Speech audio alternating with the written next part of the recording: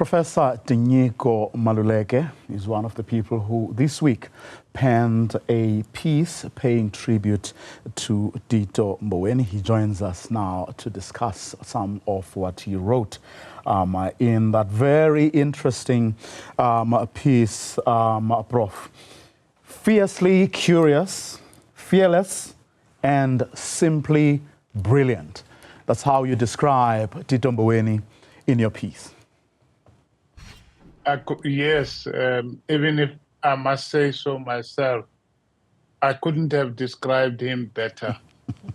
Those people who went to school with him speak about a young man who was not afraid to ask questions, the most difficult questions for teachers, very curious, a leader already at primary and at high school, because after school, in a little village called Mboweni, he would gather all his peers under a tree to teach them mathematics and English.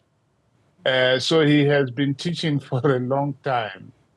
And he was so brilliant that all his teachers recognized this immediately, and they knew that they had a special person in him, both at Mboweni, where he started school, and at Dumela High, where he did his secondary studies, and at the great Bankuna High School, where he matriculated before going to Tefluop.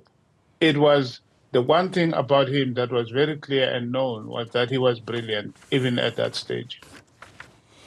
Of course, many South Africans know him from he went to exile in Lesotho and later on moved to the UK. I had a couple of guests this week talking about that part of his life. But many South Africans he was thrust into the national consciousness when he became the first Labour minister, and that's where you say, or you point out in your piece, that's where he showed foresight in creating platforms and instruments for consultation and consensus building, such as the one we still have, where business, civil society, organized labor and the government meet to discuss some of the most pertinent issues about our democracy, and that is NEDLEC.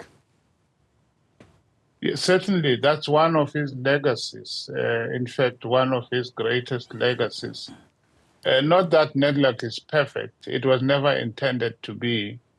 But NEDLEC is an instrument that is difficult to replace and difficult to bypass because it was so carefully thought of when Mboweni and his colleagues put it together, knowing where we come from as a country, where workers were not, really treated with any dignity whatsoever. And you have to understand why these things matter to Mboweni. They matter not only because he's a revolutionary within the ANC, they matter because he comes from a small farm village.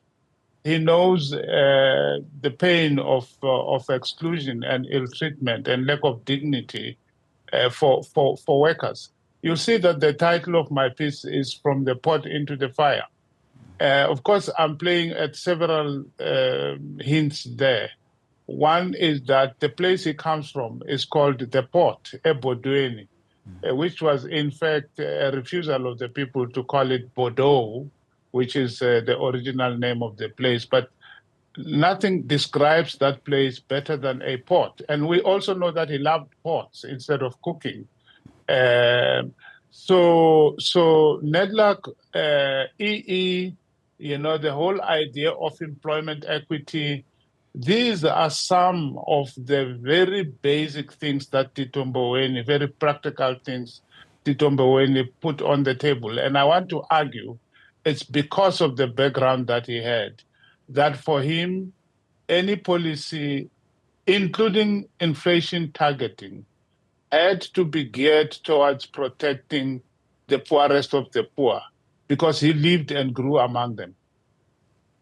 It's interesting, Prof. I mean, in your piece, you say he realized a long time ago that political rhetoric would neither lull nor dull the pain of oppression and economic exclusion. And what you said speaks to a dilemma, or something I was grappling with this whole past week, because here you had someone who chaired, I mean, who was the governor of the Reserve Bank, but who during his, shall we call them, retirement years, spoke about the need to create a state-owned bank, something he didn't champion, certainly not as vigorously during the time he was the governor of the Reserve Bank. You're talking about someone who chaired the board of one of the biggest mining companies, Anglo Gold Ashanti, and yet in his retirement years was talking about how he wishes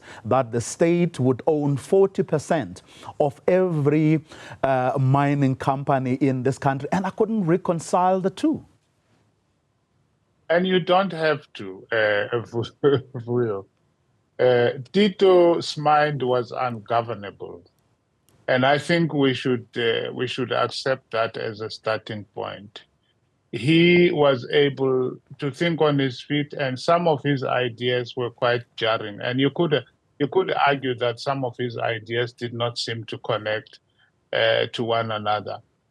But I think if you keep your perspective in terms of where he comes from and the big picture that he was trying to achieve, we've got to go beyond his personal eccentricities and his personal views and dwell only on them, but look at the man in terms of the strategic objectives that he had. He wasn't the kind of revolutionary who was too high to serve, even to serve in boards or to serve in the local policing forum, for example. So I think we need to understand him in that sense. It looks like a contradiction when you look at it closely, but actually, if you look at the big picture, a man who wanted to build an economy that is inclusive, almost tried to single-handedly do that. A man who wanted policies that would give dignity to workers, a man who wanted policies that would cushion the poorest of the poor from the vagaries of inflation. So for him, it wasn't inflation targeting in order to protect the rich or inflation targeting for inflation targeting's sake. It was, how could someone like his mother, an ordinary woman in a village called Mboweni outside Tzaneen, how could she be protected enough to be able to walk across to the local dealer and be able to buy food and not feel unable to do so? These are the kinds of things that inspired his thinking and his politics. Yes, we may not agree with everything that he did. We don't have to, as I said at the beginning. But I think we have to appreciate this man who grew up in a small village, swimming across a river to go to school. These things could never leave him. And it is these things that inspired him. Whether he always perfectly executed the inspirations he got is another matter. But I don't know many South Africans who were at the heart of things since our democracy came about, especially during those years that we refer to as the honeymoon years, where our economy was growing. I mean, it's difficult to talk about that because we have forgotten that our economy ever grew. And he was at the heart of things. So he is a special son of South Africa, in my view.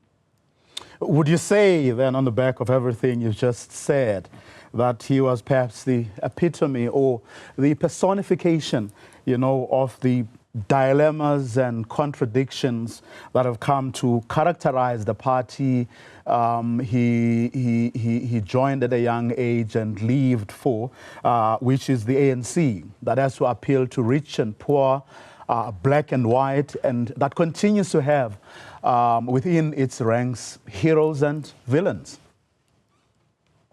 Oh, yeah, certainly. Some of those contradictions are very clearly written in his life story and in his character, in his acts, and in the influence that he had on South Africa and the South African economy. There's no doubt about it. But what does distinguish him is, for me, the fact that there's not a whiff that I'm aware of corruption scandal of the likes that we have seen dog many who wielded the kind of power that he did as minister, 3 times minister, and as governor of the Reserve Bank. And so that was not an accident. It's not an accident that he steered clear of those. Or is it an accident that he rolled up his sleeves and got his hands dirty in making sure that South Africa becomes the country that he dreamed of as a young man, Mboweni? So yes, the political party that he served has its contradictions and its challenges, but I don't think we should conflate those completely with him. I also don't think we should allow the political party or politics rather to take him over completely. There is 20 years of his life that he spent in that area where he will be buried today. And those 20 years are the years that made him the human person that he was. His 2 simple parents, ordinary people. His father was a worker, his mother a villager, who put him through school under the most difficult circumstances for him to become who he later became. It didn't come from any of these places that people try to associate him with now, the leafy suburbs and so on. And it is that background that kept Tito rooted, and that kept him kept his eyes on the ball. And I don't think he ever forgot that. In the midst of all the other things that have happened, both to the party and to the leaders of the party, or some of the leaders of the party. Well, no doubt, Prof, you marveled at his ideas, but I don't know if you would have marveled at some of his pilchard dishes. So, as I said, the title of my article is From the Pot into the Fire. And I meant the pot in 2 senses. He loved the pot because he loved cooking. He offered me pilchards a few times, and I said, no, I've had enough of that as a boy. But he also comes from a place which the villagers renamed the pot, Mboweni. And so there is a sense in which he was thoroughly cooked in that pot of the village and taught and initiated into a lifelong quest for a free country. That's how he ended up in Lesotho. That's how he ended up in Angola. That's how he ended up in Zambia and all the other countries in which he lived. It all came from the pot. But today, he's returning to the pot that cooked him to become who he has become. Professor Tinyiko Maluleke, let me thank you for your time.